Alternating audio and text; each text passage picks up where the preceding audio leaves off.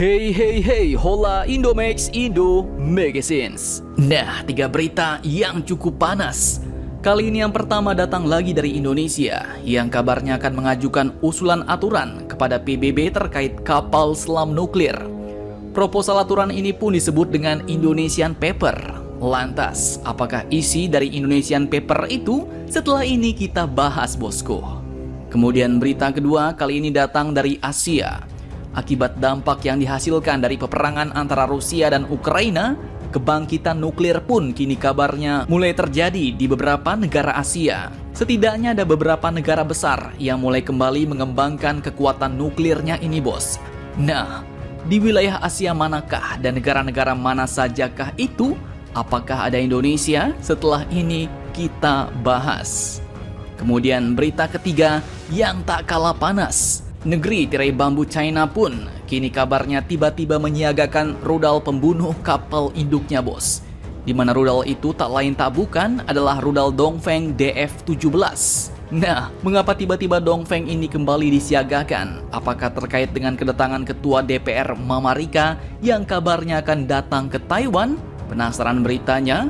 Cus! Tanpa banyak bacor, mari kita bahas beritanya satu persatu, bosku.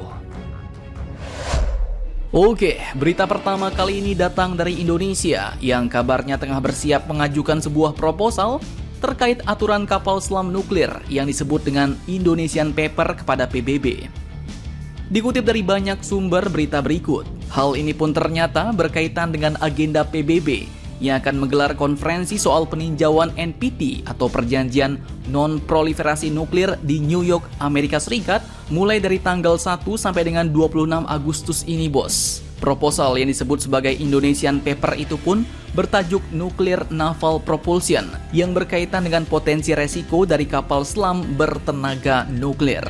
Nah, dalam meeting PBB tersebut, delegasi Indonesia pun akan dipimpin oleh Direktur Jenderal Kerjasama Multilateral Kementerian Luar Negeri yaitu Bapak Tri Taryat, di mana beliau menyatakan bahwa tujuan utama usulan ini adalah untuk mengisi kekosongan aturan hukum internasional terkait kapal selam bertenaga nuklir, kemudian membangun kesadaran atas potensi resikonya serta berupaya menyelamatkan nyawa manusia dan kemanusiaan. Beliau pun mengatakan bahwa resiko program kapal selam nuklir ini tidaklah kecil, bos. Jika tidak ditangani dengan baik, maka dapat terjadi kebocoran nuklir saat transportasi, perawatan, penggunaan serta pencemaran lingkungan akibat radiasi nuklir yang membahayakan manusia dan sumber daya laut, ujarnya. Dalam konteks pembangkit listrik tenaga nuklir, sulit sekali untuk melokalisir lokasi radiasi di dalam laut ketimbang kebocoran di darat.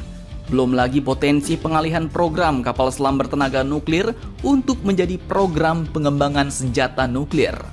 Oleh karena itu, kini Indonesia pun berencana mengirim proposal yang dapat menjembatani kepentingan kedua belah pihak. Karena misalnya, kalau sampai Australia memiliki kapal selam bertenaga nuklir, maka wilayah Indonesia Timur pun akan menjadi wilayah yang kritis, bos. Sekali kapal selam itu bermarkas di dekat sana, maka negara-negara lain pun akan memonitor kawasan tersebut. Selain itu belum diketahui pula resiko radiasi dan limbah nuklirnya. Nah, apakah suara Indonesia melalui Indonesian Paper ini nantinya akan didengar oleh dunia? Kita nantikan saja berita selanjutnya, bosku. Oke, kemudian berita kedua datang dari kebangkitan nuklir Asia. Dikutip dari beberapa sumber berita berikut, akibat ulah Rusia yang berdampak pada krisis energi, kini beberapa negara di Asia pun kabarnya mulai membangkitkan kekuatan nuklirnya, bos. Kekuatan nuklir yang dimaksud ini bukanlah senjata nuklir, melainkan energi nuklir.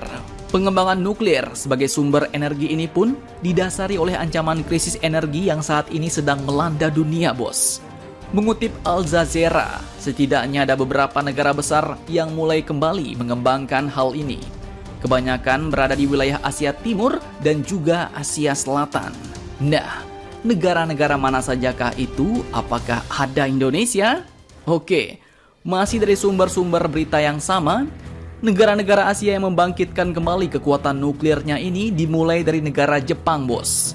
Di mana PM Fumio Kishida pun berjanji untuk membangkitkan 9 reaktor agar dapat berjalan pada musim dingin utara untuk memenuhi kebutuhan energi negara yang terus meningkat. Kemudian selanjutnya ada Korea Selatan, yang kini kabarnya juga telah melanjutkan pembangunan 2 reaktor dan memperpanjang umur reaktor yang sudah beroperasi.